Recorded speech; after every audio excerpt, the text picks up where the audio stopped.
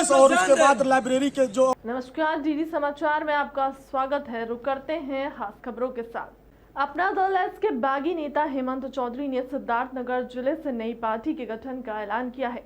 मंगलवार को अपनी नई पार्टी राष्ट्र जनक्रांति पार्टी का गठन करने के बाद राष्ट्रीय अध्यक्ष हेमंत चौधरी ने इस मौके पर आए अपने सैकड़ों समर्थकों को संबोधित किया। हेमंत चौधरी के कई पार्टी के गठन के बाद फिलहाल अपना दल एस के करीब सारे ही पदाधिकारियों ने इस्तीफा देकर इसकी पार्टी की सदस्यता ग्रहण कर ली है। इसमें ज्यादातर लोगों को राष्ट्रीय और जनपद स्तर की जिम्मेदारी सौंपी गई है। आज आपने एक नई पार्टी का गठन किया है, वो पार्टी कौन सी है और आपको क्या लगता है, क्या सोच के आपने वो पार्टी बनाई? देखिए, आज जो पार्टी का गठन हुआ है उसका नाम राष्ट्रीय जनक्रांति पार्टी है। लंबे अरसे से हम लोग पूरे प्रदेश में बैठक, खासकर अपना दल से इस्तीफा देने के बाद हर जिले में जो है हम लोग बैठक किए। बैठक करने के बाद रणनीति बनी, पार्टी का गठन हुआ और आज उसकी घोषणा हम लोग बुद्ध की धरती से यहाँ से किया जो है। आप अपना दल इसके फाउंडर मेंबर्स में से थे, काफ़ी एक्टिव थे आप, अच्छा पद भी आपका था। ऐसी क्या वजह पड़ गई कि आपको नई पार्टी का गठन करना पड़ा और आपको बगावत करनी पड़ी? देखिए, हर जगह युवा ठगा जाता है और वही हाल अपना दल में भी रहा। युवा वहाँ पर जाता है, अपनी जो एनर्जी होती है, हम लोग पूरे प्रदेश में चल करके सारा काम किए और उसके बाद रिजल्ट क्या रहा कि जब चुनाव आता है जो सीटें मिलती हैं उन सीटों को बेच दिया जाता है। 17 सीटें अपना दल को मिली, 17 में से 14 बाहरी लोगों को, जिनका पार्टी से दूर दूर तक कोई वास्ता नहीं था, ऐसे लोगों को ला करके वो लोगों ने टिकट दे दिया। सुबह ज्वाइन किए, दोपहर में पैसा लिए, शाम को सिंबल मिल गया। हम जैसे कार्यकर्ता कहाँ जाएं? हम लोग चूंकि सिद्धार्थनगर जनपद में हम कर रहे हैं, सोहरतगढ़ विधानसभा यहीं की है। आप देख लीजिए विनय वर्मा जी कहाँ के हैं, नोएडा से ला करके उनको जो है सोहरतगढ़ में बैठा दिया गया। क्या यहाँ पे हम लोग कार्यकर्ता नहीं थे कि यहाँ पर कोई चुनाव नहीं लड़ सकता था? और विनय वर्मा पार्टी के कब के थे? कभी तो पार्टी आप लोग इतने दिनों से हैं, कभी उनका नाम तक नहीं सुने हैं और आज वो लेके जो है अपना बैठे हैं। खैर, गलती विनय वर्मा की भी नहीं है। जब वहाँ पे दुकान खुली है, बोली लग रही थी, तो जिसने सबसे ज्यादा बोली लगाया उसको मिला। वो बोली विनय वर्मा ने लगा दिया, सबसे ज्यादा उनको मिल गया। मेरे पास भी अगर पैसा होता, मैं अगर लगाता बोली, तो हो सकता था मुझे भी मिल जाता। तो ये सारी चीजें रही कि इससे सभी लोग, हम ही नहीं पूरे प्रदेश के कार्यकर्ता नाराज हैं और कहीं ना कहीं आने वाले दिनों में वो सभी लोग हमारे साथ जो है जुड़ने को तैयार हैं। जी, जब आप भाषण दे रहे थे तो उसमें आपने कहा कि मुख्यमंत्री और मतलब आपकी जो पहले की पार्टी के जो सुप्रीमो हैं उनके बीच काफी अनबन की बातों का आपने कुछ जिक्र किया। देखिए, क्या मामला? 2017 का जब चुनाव खत्म हुआ, सरकार बनी, उसमें अपना दल को एक कैबिनेट और एक राज्य मंत्री मिला था, सभी लोग जानते हैं। उसमें राज्य मंत्री का शपथ तो करवा दिया गया अपना दल के द्वारा, लेकिन ये पता था आशीष जी को कि इनको एमएलसी मिलने वाला है। तो इस वजह से उस कैबिनेट मंत्रालय को जो कोई विधायक पार्टी का होता, उसको शपथ न दिलवा करके उसको छोड़ दिया गया कि मैं एमएलसी बनूंगा, उसके बाद ये कैबिनेट मंत्री का शपथ मैं लूंगा।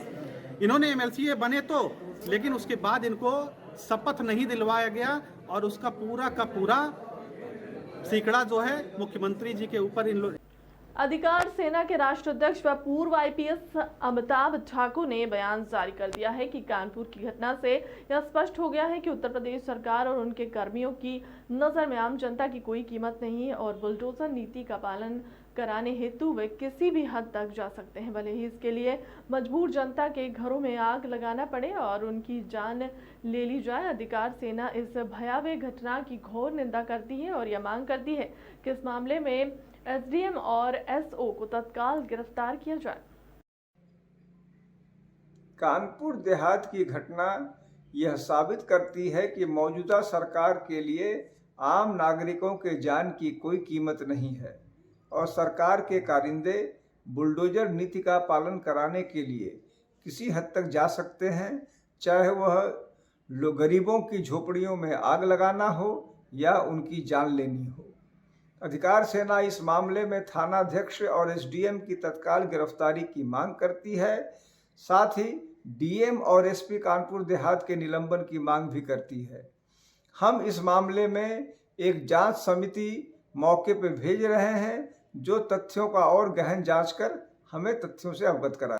अमेठी सिर्फ राजनीति का शिकार हुआ नन्हे लाल का परिवार आज तक नहीं सुधर पाया है। नन्हे लाल के परिवार का आर्थिक स्थिति देश के संसद भवन में जब राहुल गांधी ने प्रधानमंत्री मोदी और योगी को घेरने की कवायद की तो उसके बाद अमेठी में सांसद और केंद्रीय मंत्री स्मृति ईरानी भी पीछे नहीं रही। स्मृति ईरानी ने कई मुद्दों पर राहुल गांधी और कांग्रेस परिवार को जबरदस्त तरीके से घेरा था। वर्ष 2019 में लोकसभा चुनाव के दौरान मतदान की तारीख से ठीक एक दिन पहले एक शख्स की मौत से पूरी सियासत गर्म हो गई। आजमगढ़ शहर के मध्य स्थित वेल्स इंटर कॉलेज के मैदान में फूड डे मेले का आयोजन किया गया है, जिसमें मोटे अनाज से बने व्यंजनों से संबंधित न केवल स्टॉल लगाए गए हैं बल्कि लोगों की इसके महत्व के बारे में जानकारी भी दी गई। मेले का शुभारंभ आजमगढ़ के मंडलायुक्त मनीष चौहान ने किया है। इस दौरान DM Vishal Bhardwaj, SP Anurag Arya, SDM प्रशासन अनिल कुमार मिश्रा समेत कृषि विभाग के तमाम अधिकारीगण मौजूद रहे। अंतर्राष्ट्रीय मिलेट्स मनाया जा रहा है, किस तरह से फार्मर्स के लिए, आम पब्लिक के लिए विभिन्न रोगों से छुटकारा मिलेगा सरकार और प्रशासन और खास तौर से इस पे किसानों को क्या दिशा निर्देश? देखिए, उत्तर प्रदेश में उत्तर प्रदेश मिलेट रिवाइवल योजना लागू की गई है, जिसके अंतर्गत कि जो मिलेट्स हैं उनकी खेती को कैसे बढ़ावा दिया जाए और कैसे बाज़ार में उसकी मांग को पैदा किया जाए, इसके लिए हर स्तर पर प्रयास होंगे। और आप सभी जानते हैं कि मिलेट्स स्वास्थ्य के लिए भी बहुत ही लाभदायक है और इसको यदि हम दैनिक खान पान की आदत में सम्मिलित करें तो इससे हमारे स्वास्थ्य को तो फ़ायदा होगा ही, साथ ही बाज़ार में इसकी मांग भी पैदा होगी, जिससे किसानों को इसके अच्छे दाम मिलेंगे। तो ज़्यादा से ज़्यादा किसान इसको लगाने की तरफ प्रेरित होंगे।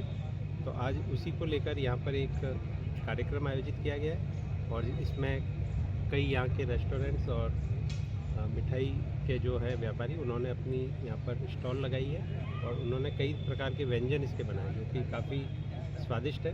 तो मैं चाहूँगा कि सभी लोग इस मेले का लाभ उठाएं, इसके व्यंजनों को चखें और इसको दैनिक खान पान की अपनी आदत में सम्मिलित करें। माननीय पीएम जी का अन्नश्री योजना है, इसमें शामिल किया जाए। अन्नश्री योजना इसको श्री अन्न का नाम दिया गया है। जो मिलेट्स है इन सबको श्री अन्न के नाम से हम पुकारें, ताकि नहीं तो हम लोग क्या इसको मोटा अनाज बोलते हैं, तो वो कहने से लोगों को थोड़ा सा एक उतना अच्छा संदेश नहीं जाता। तो श्री अन्न के नाम से, क्योंकि ये सब सुपर फूड है, इसमें कई प्रकार के जो पौष्टिक तत्व हैं वो भी इसके माध्यम से हम लोगों को मिलते हैं, तो श्री अन्न का नाम दिया गया। सर, इसमें कोई दाम भी निर्धारित की गई है इसके? नहीं, इसके दाम नहीं निर्धारित किए गए। ये तो इसमें किसानों को मिनी किट दिए जाएंगे, साथ ही किसानों को प्रशिक्षण दिया जाएगा और रेस्टोरेंट्स और इनके मेन्यू में भी इसके जो व्यंजन है उनको सम्मिलित किया जाएगा, जिससे मांग बढ़ेगी। प्रतापगढ़ पहुंचे डिप्टी सीएम केशव प्रसाद मौर्य सांसद खेल स्पर्धा में मुख्य अतिथि के रूप में हुए शामिल। खिलाड़ियों का डिप्टी सीएम केशव प्रसाद मौर्य ने बढ़ाया उत्साह। सांसद खेल स्पर्धा के कार्यक्रम में सांसद संगम लाल गुप्ता, विश्वनाथगंज विधायक जीत लाल पटेल, सदर विधायक राजेंद्र मौर्य, भाजपा जिलाधिकारी हरिओम मिश्रा रहे मौजूद। देखिए, माननीय न्यायालय सरकार के निर्देश पर नहीं चलता है। माननीय न्यायालय कानून के अनुसार किए गए अपराध के क्रम में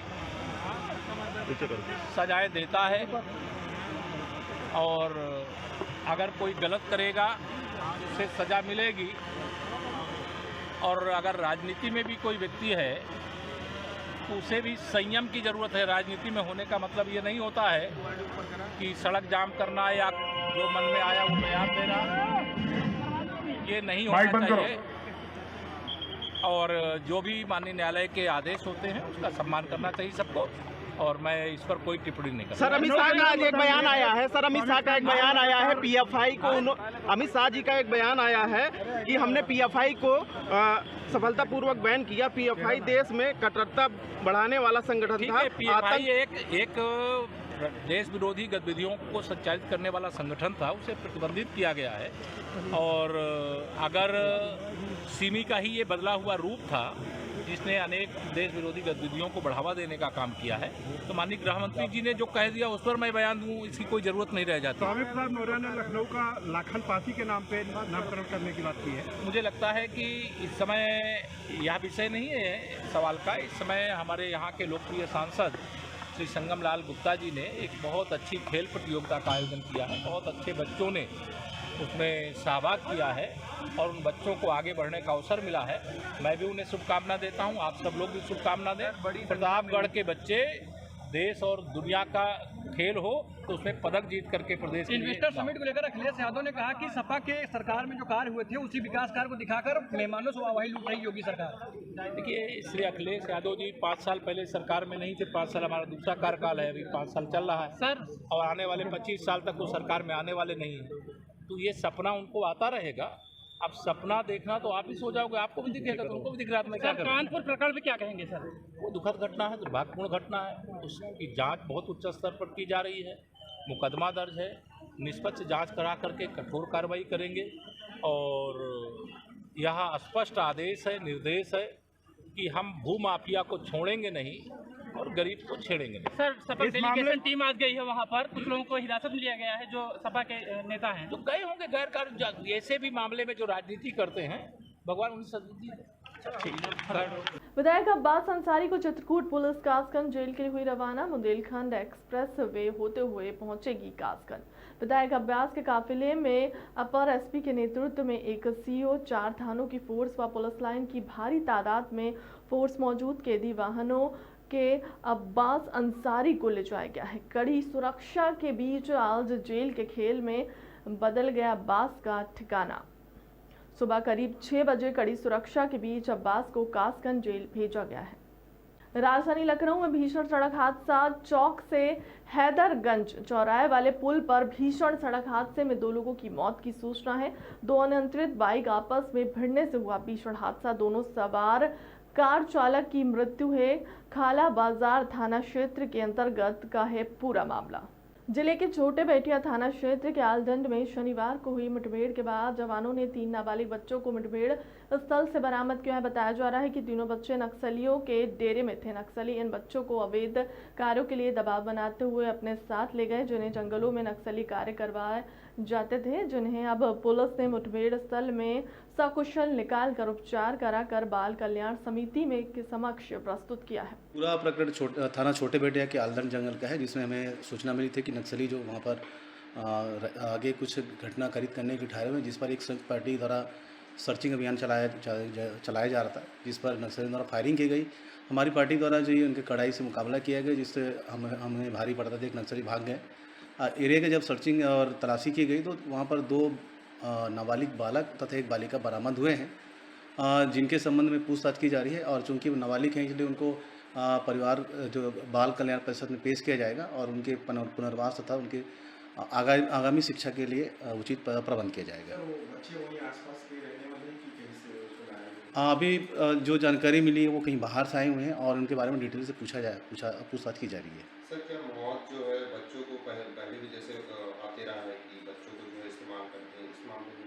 हाँ, ये मान के चलें कि नक्सली जो हैं उनके परिवार के बिना सहमति से ऐसे बच्चों को लाए हैं और उनके संगठन में उनको शामिल करने के लिए वो प्रयास कर रहे हैं। कुछ काम भी करवा रहे थे बच्चे? हाँ, फिलहाल चूँकि सर्चिंग जगह में देखा गया तो वो थे, तो उनके लिए छोटा मोटा उनके काम कराया जा रहा था और डिटेल में भी पूछताछ की जा रही है कि उनको और कहाँ संगठन में उनको यूज़ किया गया। तो बच्चों के पास कुछ बरामद ना अभी जो हमें जो नक्सलियों से जो भी सामग्री मिले हैं वही मिले हैं, बच्चे तो उनके साथ ही थे। कांकेर सांसद मोहन मांडवी ने केंद्र सरकार के बजट को लेकर कांग्रेस भाजपा कार्यालय कमल सदन में प्रेस वार्ता किया, जहां उन्होंने केंद्र सरकार की उपलब्धियां गिनाते हुए कहा कि पिछले बजट का आकार 39.40 लाख करोड़ को 45 लाख करोड़ बढ़ाया। भारतीय बजट गांव, गरीब, किसान, कमजोर वर्ग, वेतनभोगी कर्मचारी के साथ समावेशी विकास का बजट रहा। गरीब जरूरतमंद वर्गों के लिए 80 करोड़ लोगों को आने वाले 2 वर्षों तक 2 लाख करोड़ बजट का प्रावधान रखते हुए मुफ्त में अनाज देने का प्रावधान है। आज का बजट समावेशी बजट रहा है। आप जानते हो, गरीब, किसान, जवान, मजदूर सबके हित में रहा है।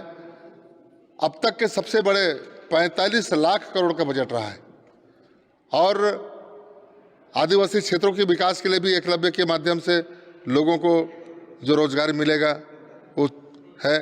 हमारे कोदो, कुटकी, रागी विदेश जाएंगे, उसके लिए पर्याप्त बजट है। हमारे उन्नत किसानों की राजनीति की हो या हो समाज की, बात आपके शिक्षा की हो या हो विकास की, जो जानकारी आपके लिए हो जरूरी। डीडी समाचार नजर कैमरे। नमस्कार, डीडी समाचार में आपका स्वागत है। मैं हूं आपके साथ